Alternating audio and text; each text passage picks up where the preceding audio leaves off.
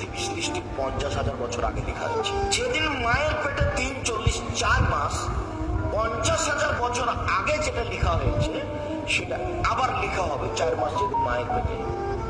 তাহলে কার সাথে কার বিবাহ হবে এটা দুবার লেখা হয়েছে।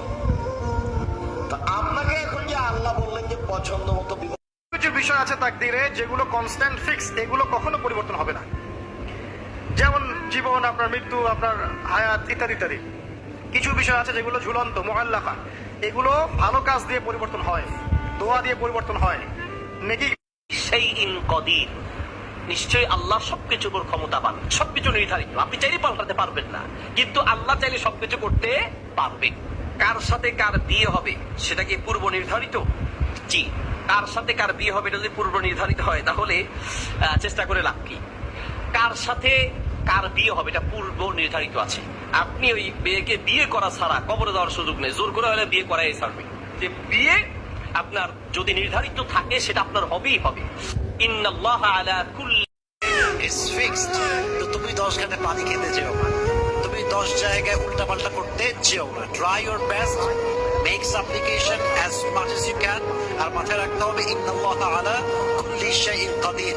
ভাগ্যকে বুঝতে সবচেয়ে সহজ শব্দ আয়াত হচ্ছে ইন্নাল্লাহ আলা কুল্লি শাইইন কাদির। Everything is written on your destiny, but as a Muslim, as a মুমিন, you must have to believe in this আয়াহ দ্যাট আল্লাহ can change anything if you want. আল্লাহ সব কিছু লিখে রেখেছে, বাট আল্লাহ চাইলে যে কোনো কিছু আবার পরিবর্তন করতে পারে কি পারে না। তাহলে বোঝা গেল বিয়েটা ফিক্সড, কার সাথে কার হবে। বাট আমরা দোয়া করব, আমরা আমাদের চরিত্র ভালো রাখবো। আর জন্ম, মৃত্যু এবং বিয়ে, এই তিনটি আল্লাহ তাআলার হাতে। আবার অনেকে ছন্দের সঙ্গে তাল মিলিয়ে বলি যে জন্ম, মৃত্যু, বিয়ে তিন বিধাতা নিয়ে, অর্থাৎ আল্লাহ রাব্বুল আলামিন এই তিনটা নিয়ে আছেন এবং এই তিনটা আল্লাহ তাআলার হাতে। আপাত দৃষ্টিতে মনে হচ্ছে যে এটি তাকদীরের প্রতি বিশ্বাস এর কথা প্রকাশ করা ভালো কথা, কিন্তু মূলত এটি আল্লাহ রাব্বুল আলামিনের যে তাকদীর রয়েছে সেটাকে সীমাবদ্ধ করার শামিল।